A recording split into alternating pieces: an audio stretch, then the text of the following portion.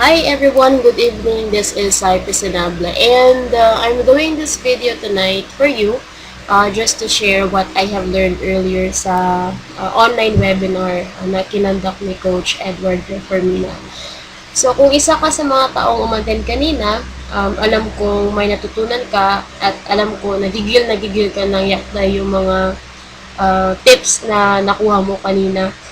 And also, kung isa ka sa mga taong hindi naman naka-attend, then this video is for you. So, I encourage you to stay, okay?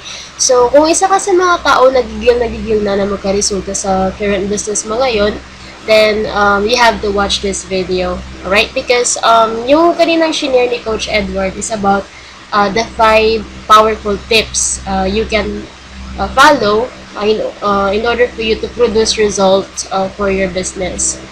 Okay? So, the first tip is that you have to be clear with your goal.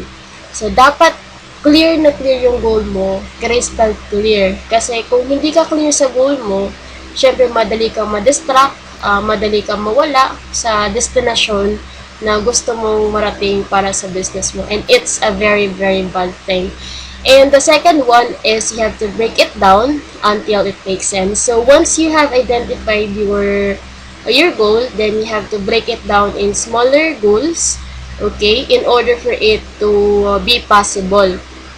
So, example, kung goal mo is yung kumita ng 100k per month, so you have to break it down per week or per day, yung income na dapat mong kukunin. So, yan yung ibig sabihin na you have to break it down until it makes sense. So, if goal mo is kumita ng parang 5 sales per month, so you have to identify kung ilan yung sales na dapat mong makuha per week and per day. Okay? So, the third one is you have to develop a systematic way to hit your goal. So, kailangan mo magkaroon ng isang system na makakatulong sa'yo para i-hit yung goal mo. Example, kung ikaw is nagpa-prospecting, so, kailangan mong gumawa na isang system. Paano mo matupad yung, paano ka makakuha ng prospect, paano ka makapag-recruit. So, kailangan makagawa ka ng system na yung i-recruit mo lang is mga qualified prospect.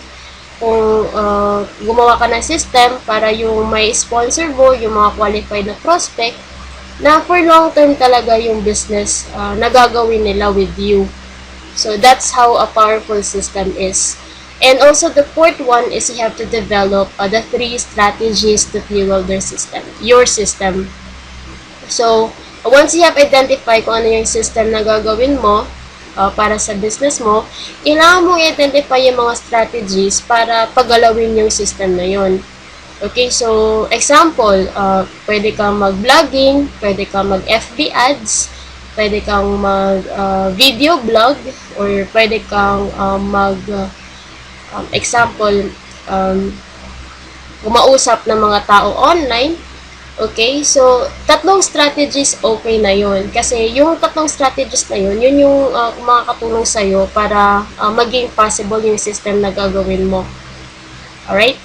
And also, the 5th tip is that you have to look for a leader that you can follow, that you believe you can. So, kailangan mo maghanap na isang leader na nakamit na yung goal na gusto mong makamit ngayon, isang leader na nakarating na dun sa point na gagawin mo pala ngayon, kasi importante yun sa parang sa tatahakin mo kasi yun yung mga leader na yun na magbibigay sa iyo ng parang ng mismong tip or mismong strategy na pwede mong gawin, mga strategies na nag-work sa kanila na pwede mong gayahin.